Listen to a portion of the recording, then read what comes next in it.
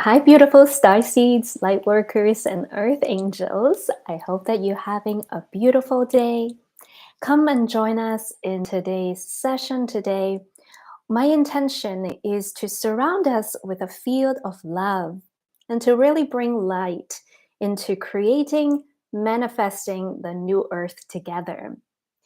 In today's topic, I wanted to talk about some things that we can learn from our cosmic friends, especially in today's session about the Venusians. The Venusians call their home planet Abeja, or themselves Abejans. The Venusians have been watching over Earth's evolutions for a very, very long time. They are have been around us, I would say, for quite some time throughout the history of Earth. And I believe that as we move into this new era, when we open the doors to connect with our galactic brothers, sisters, and family, the Venusians or the Abehans will definitely be one of the most prominent group of galactic family that we'll be working with. And so I think that it is time for us to really spend more time to learn about the Venusians.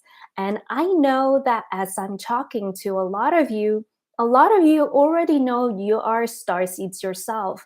We are messengers, ambassadors from other star planet. They are here to open up the frequency of Earth so that we can enter the space age together.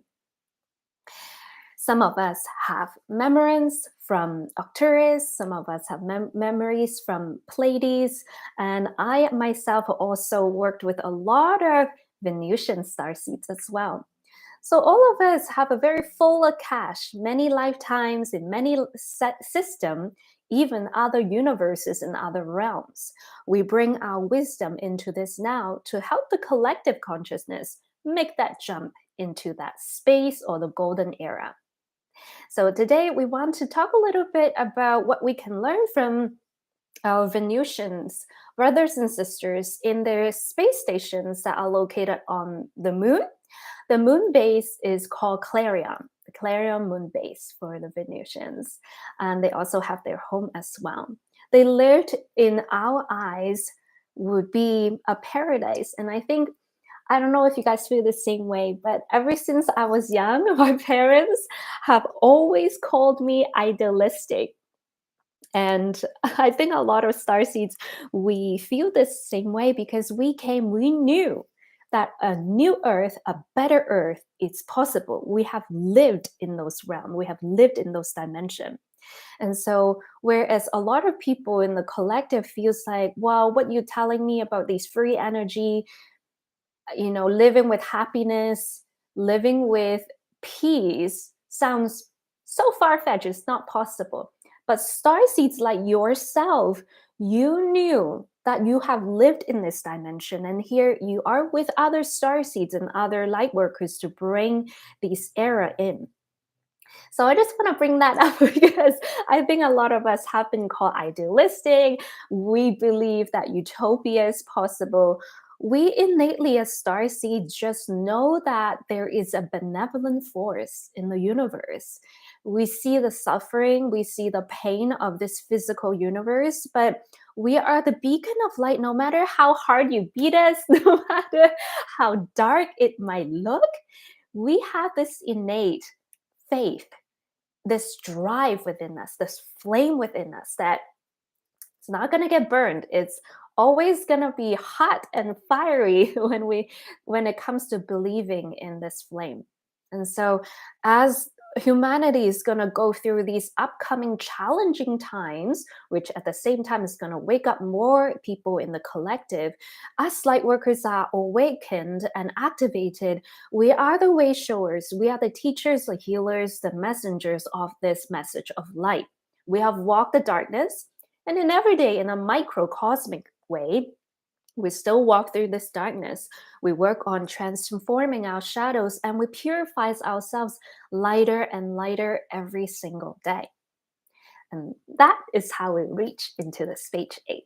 So let's talk a little bit about the Venusians, how they live on the planet. And when we talk about these things is not just ungrounded spirituality, it's actually the other way. We are grounding these possibilities, grounding these visions, these knowing onto earth right now.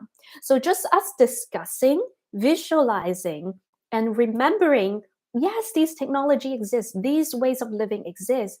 We are being in service to the collective. So thank you for being here. Thank you for joining us as a collective team effort to ground these ideas onto earth. Hi everyone!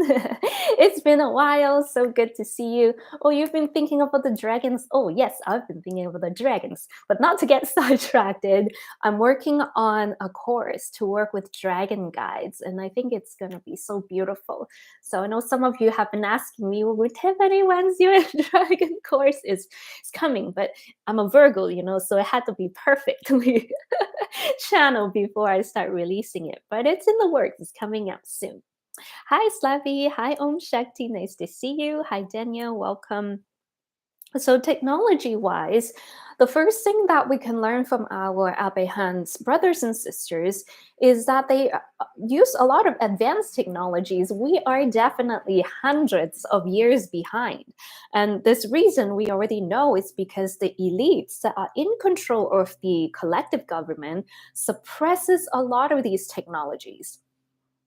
The Venusians, their spacecraft, have the ability to travel very fast using magnetic field of the planetary body. So they understand how to work with the natural flow of the magnetic field on the planet and use it to travel in a very, very fast speed. They also have technologies that they can use to bend light rays. So to our physical eyes, when we look at their ships, it can disappear and appear very fast, but the ship is still there. It might look like it's disappeared only because they've cloaked themselves, and they do so by morphing or changing the light rays around their ships. And so the Venusians does this a lot when they stationed on Earth. They also use this technology to cloak their space station. Whenever they see, let's say, um, maybe our own military passing by the moon and they want to cloak themselves, they will use the technology to cloak their moon base. So next time when someone asks you, well, if Venusian exists, why can't we see their base? They have technologies to protect themselves as well. We, in their perspective, as much as they are so loving towards us and they are so open to work with us, they look at us on the collective. Very violent people. You gotta think, right? As an alien, you're looking down on Earth, you're like, oh my God, these people are still so violent towards each other. So, it's understandable, that they would cloak themselves. So these technologies are readily available to us and they are quite simple, but very much so suppressed by the elites of the world. Speaking of technology as well, they also use a lot of the sun's power. Solar energy on the Earth plane right now seems so primitive, but on their plane, they use the sun's energy for a lot of different things. Their technology, when they need to build something, when they need to harness energy for their own devices, it's all very much so solar powered. So you see that in the future, and you will see this happening with starseeds as well. As these starseeds are coming in, they're changing our architecture. When they start to build new buildings, it's more rounded, and the building top are more dome shaped. And it's for a few reasons. One, it's for harnessing energy, magnetic field, the sun's energy, but also on the auric level, when you live in a big round space, it feels much more harmonized, right? And it harmonizes your auric field much easier. Those of you that study feng shui would know this, that having round objects or curved objects is much better than having like an angled rectangular objects. So that's why a lot of times when you work with someone that knows feng shui, instead of buying a lot of chairs that are very rectangular, at certain sections of their home, like the center of the home, they use more rounded shape to create more of an energy flow. And this makes a lot of sense because you guys are very sensitive to energy. So you will notice that when you enter a room, how would you feel if there's like angles and these strange walls protruding everywhere? You don't feel very restful. Whereas if you're in a space that's very open with a lot of round columns, round energy, you feel more at ease, you feel more open. So, same principle. So, our architecture will also be inspired by our brothers and sisters of the Venusians. And just a little bit of a snippet. The Venusians have already worked with other parallel Earth as well. So one of the parallel Earth, Earth number 4, has already gone through the ascension. And the Venusians and other space friends that we have helped us after the shift have happened, rebuild Atlantis, rebuild Lemuria using these advanced technology. So some of you that are able to project yourself into the future timelines as a seer or a clairvoyant, you might have seen visions like this in your dreams, or you might have seen this in some of your meditations, or perhaps your guides have shown you these visions already.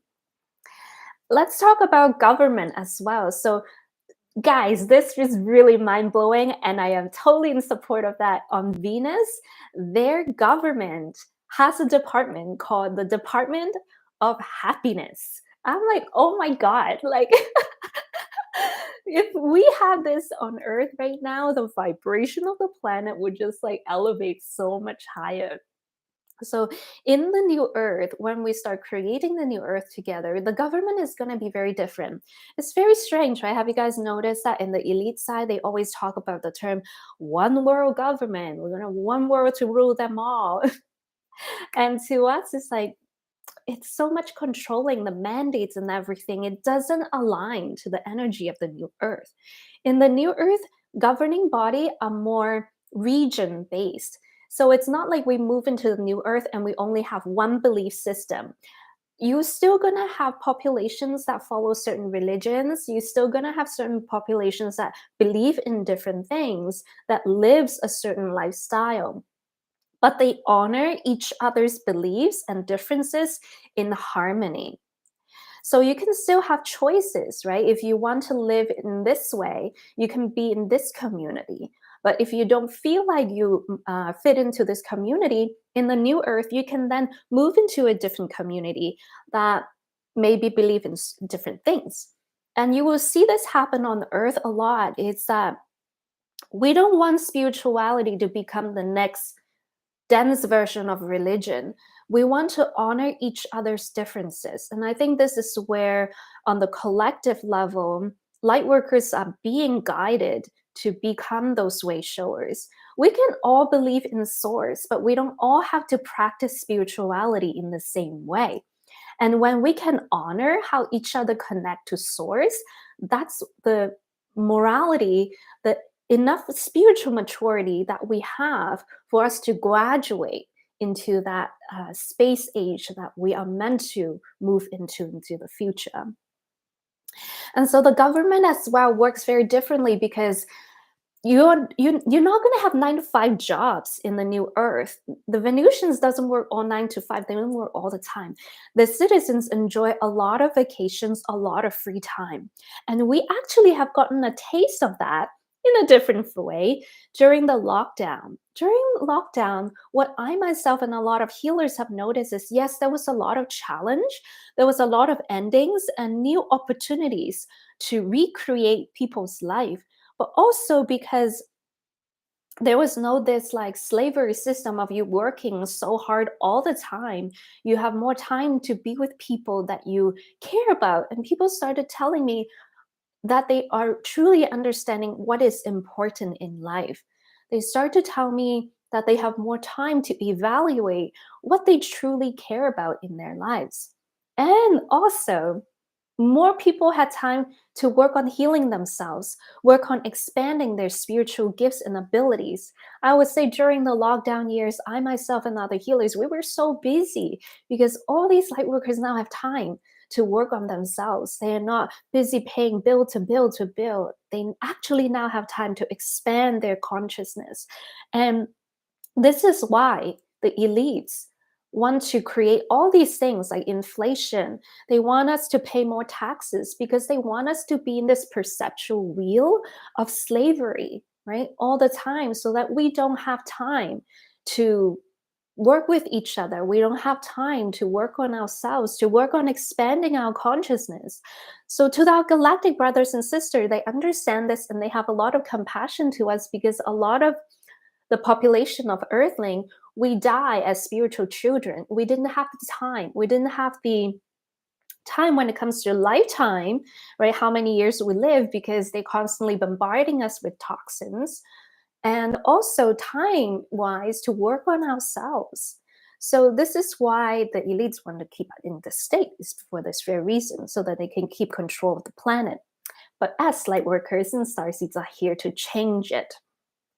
And so in the new earth, we will have more free time, not only to work on our health, like exercising, we will have more time to spend time with each other.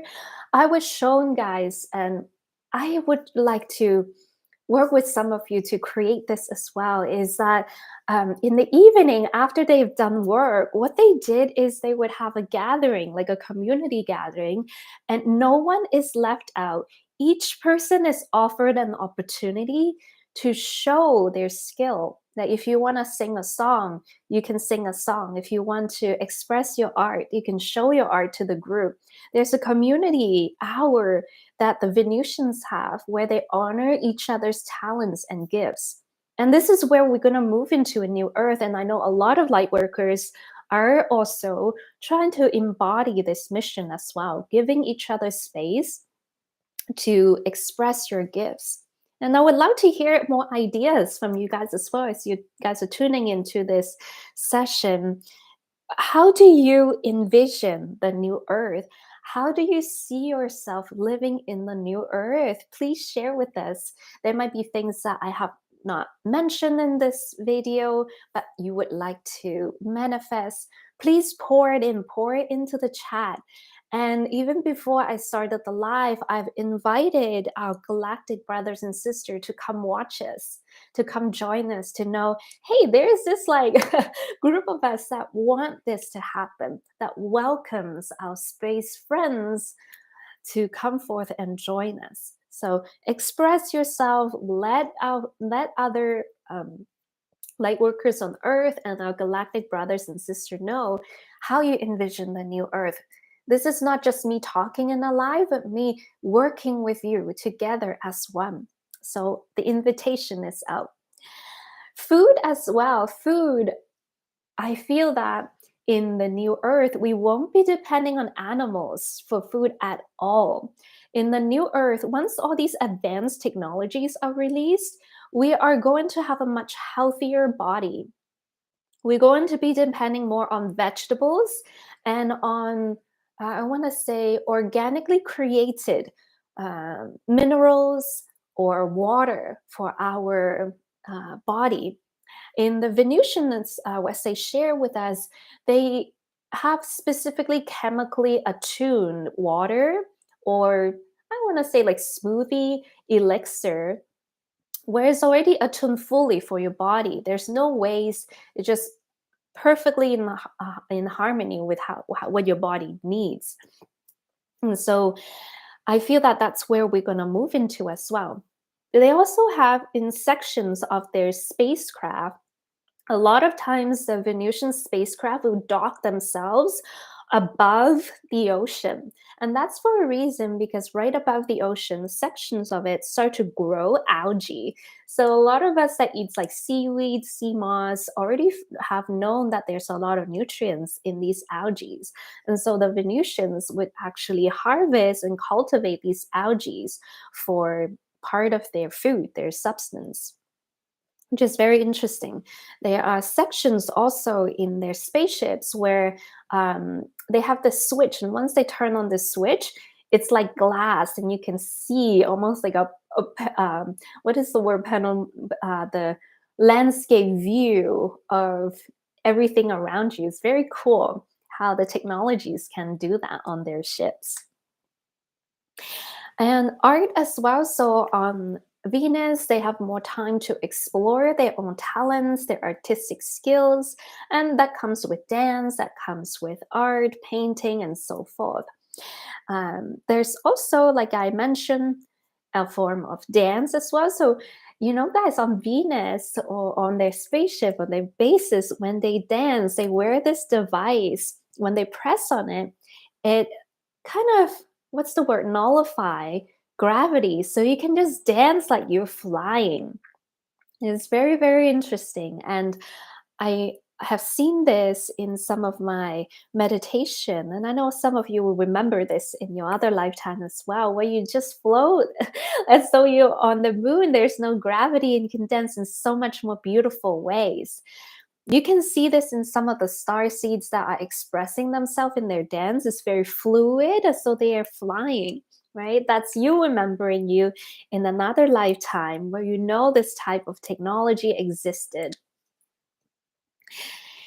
In the spiritual sense as well, the Venusians also have classes that are held by ascended masters on their planet, where these ascended masters can teach you how to open up your what they call latent powers, or in our own terms, spiritual powers. So they have classes to help cultivate these energy centers within you, these spiritual channels within you. The good thing also, once you have all these advanced technology open up to you, is they actually have technologies that I would say is organically based, where it allows you to see into the Akash.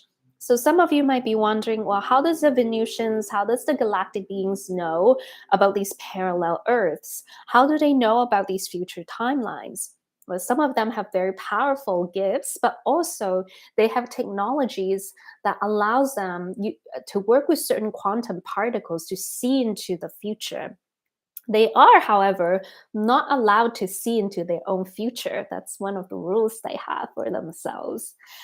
And so there's technology that can also an instrument fine-tuning ultra dimensions. So, some of us see ghosts or see like other dimensional beings through our third eye. Once we make it to the space age era, you will have technologies that are able to show you these etheric beings. They can show you these other orbs that travels around us.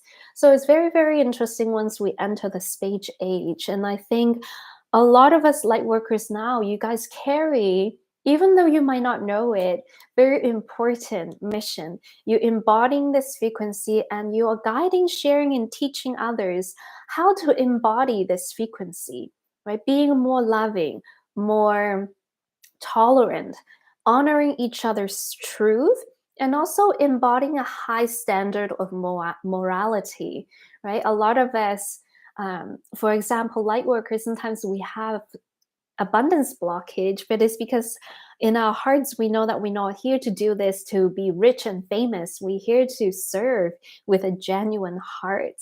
And so these are qualities, these are virtues that we are bringing forth, showing forth to embody on earth. So I feel that once we make it, guys, into the new earth, life is gonna be a lot more beautiful, easier, and happier. So whenever you're going through these difficult moments in time, remind yourself that you are so loved and you are so selfless to incarnate on earth at this time to be of service to humanity, carrying these virtues of humility, respect, honor, and compassion for your fellow earth beings. Absolutely beautiful. There's no words to describe such beautiful act of service. So just wanted to take a moment to appreciate you on behalf of all humanity, of the little things that you do, even things of a smile that you give to someone, a positive thought that you give to someone. It creates an echo, a ripple in the time-space continuum. And your consciousness in the human realm may not even fully understand, right, the effect that you have done on Earth. So yeah, just wanted to see some of your ideas. If Barbie, I like money gone completely in the new Earth. Yes, actually, in the new Earth, there will be no more money because the way they live, and if we were to get inspiration from the Venusians, they work. You almost use this idea like the Ubuntu movement, where it's contributism. You contribute a few hours of your day to work, and then you get the rest of your day free. And so though, and then how they work is like, if you work, right, you get the services. You work, you get the food. It's like an equal energy exchange. So within their own moon base, within their own planet, they don't really have money. There's no need for that because there's more than enough resources. Everyone has a very high morality standard. So they work, right, and they receive what they need for their living. And so there will be no more corruption, no more of these control that will happen on the earth. I don't want to participate with man's version of valuing, devaluing everything. That's very, very true as well. And what's something really interesting that I read is on Venus, when they dance, like, you know how on Earth the man leads the woman in like waltz or a certain dance, on Venus, the woman can lead as well. So there is a certain quality of what's the word, sovereignty, equality on Venus. And I think these little things sometimes we might not think of, but it's a great inspiration by learning from our galactic brothers and sisters. Also, for those of you that like to read, I would recommend checking out this book called Lady Columba, Venus Revelations. So this book, it's a manuscript actually, written by Lady Columba. So Lady Columba was originally an Earth being. She was incarnated on Earth, and she was taken as a not taken, I guess invited by the Venusians as a contactee for her to experience what it's like to be on the moon, for her to communicate with Venusians such as Warton, Commander Aura Reigns, Commander Asteria, and so forth, to learn about what living on Venus and living on the moon base is like. So this is a manuscript of what she has written. And even in the first page, she already says she didn't make up these things. Why would she make up these things? And you can discern these truths for yourself, the truthfulness of her words. So when Lady Columba passed away on Earth, the galactic beings recreated her body and called forth her soul back into the new body. So now she serves with the Venusian hierarchy of light on the moon and on the Venus. I'm not sure what she's up to now, but this is her manuscript of all her documentations, her learnings, the conversations with the commanders, with the ambassadors, are all in this book. And this manuscript is edited by Raymond Keller. So I have invited Raymond onto my channel before. I've interviewed him. And every time I see Raymond, I just smile. And he just gets younger and younger because you spend so much time with these angelic beings that your vibration just raise, right, naturally. And so in her book, she describes how they live, right? How she came into contact with the Venusians. I think I was just telepathically sending a message to the Venusians. I'm like, this is a wonderful gesture because I have Dr. Raymond Keller's other books as well. He has a series, and his mission on Earth, I believe, is to write 10 books on Venus. And after the 10th book is done, he's going to ascend and he's going to be in the galactic realm. But this book, which I believe is book 5, this book is in Lady Columba's tone. And I think because it was written more with a feminine tone, it helps me understand it at a deeper level. Raymond Keller's other books are great, right? They're amazing, very detailed, very researched, well documented, cited with sources. But for me, who's not very technical and scientific minded, it was a bit hard for me to fully understand everything because you go into detail explaining how the spaceships work, how the quantum theory works. So if you have the capacity to understand that, it's very, very mind opening. But for me, I work better with like story based information. And so this manuscript, this book works better that way. It's also in a feminine voice because I feel like now we're moving more into an age where the feminine energy is coming in, right, to lead. And I say feminine energy, not just like women, feminine energy. And so having this manuscript, I told the Venetians, like, is a great move because it's more relatable to someone more average like me who didn't study like physics or history. This is more understandable for me because it's more in her words. So Lady Columba, I believe, was born in the early 1900s. This was an account during the mid 1950s. So the wording is more easier to understand when she described like World War II and things like that. You're more able to relate to her experience, right? So I would recommend this book if you want to learn more. She also have drawings as well about how Venusians look like, and I'll just show you maybe some pictures um, that she has drawn. Uh, there's this really interesting image. They were saying that Venusians hover above space conventions when we have them to just, observe and see what's happening. And sometimes we will have Sam welcome space brothers, but Venusians are actually a matriarchal society, so they're led by a queen. So when you welcome our friends, we should say welcome space friends instead of space brothers. Cool. Where is the picture? So this is some pictures you've drawn of these higher dimensional beings, right? It seems like the cranial is way larger, which makes sense because you can now process more information, have a higher ability to use your spiritual gifts.